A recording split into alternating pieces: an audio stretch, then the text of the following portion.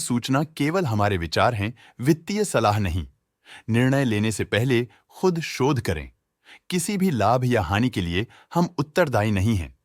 Newgen chemicals ने अपनी नई शेयर होल्डिंग रिपोर्ट्स रिलीज की हैं, जो फाइनेंशियल ईयर के क्वार्टर और पहले हाफ को कवर करता है, जो सितंबर 2024 के 30 तक चलता है। ये रिपोर्ट कंपनी के शेयर्स की डिटेल्ड जानकारी देता है, जिसमें promoters, promoter groups, foreign investors, public investors और सरकारी एंटिटीज शामिल हैं। प्रमोटर्स शेयर होल्डिंग 2024 के जून में 56.89% से 2024 के सितंबर में 51.23% तक डिक्रीज हो गया। ये डिक्रीज दिखाता है कि इस टाइम पीरियड में कंपनी पे प्रमोटर्स का कंट्रोल कमजोर हुआ है। पब्लिक द्वारा हेल्ड शेयर्स का परसेंटेज 15.92% से इंक्रीज होकर 2024 के सितंबर में 18.12% तक का इंक्रीज से देखा गया। ये चेंजेस स्टेट है कि ब्लिक की इन्वेस्टमेंट कंपनी में क्वार्टर टू क्वार्टर इंक्रीज हुई है। डोमेस्टिक इंस्टीट्यूशनल इन्वेस्टर के शेयर होल्डिंग में थोड़ा डिक्रीज आया 2024 के जून से 2024 के सितंबर में, जो दिखाता है कि डोमेस्टिक इंस्टीट्यूशंस ने अपने स्टेक को -0.06 से डिक्रीज किया है।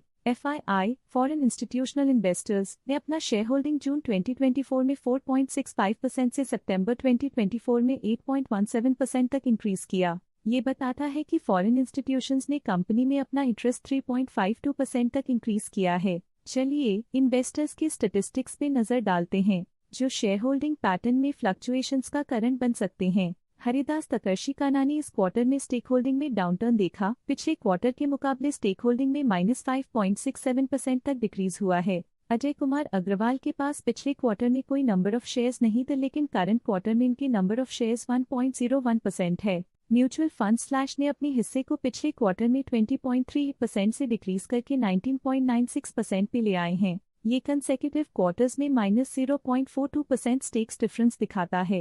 Axis mutual fund trustee limited AC axis mutual fund AC axis small cap fund ने अपने हिस्से को पिछले क्वार्टर में 6.31% से डिक्रीज करके 6.29% पे ले आए हैं। ये कंसेक्यूटिव क्वार्टर्स में -0.02% स्टेक्स डिफरेंस दिखाता है।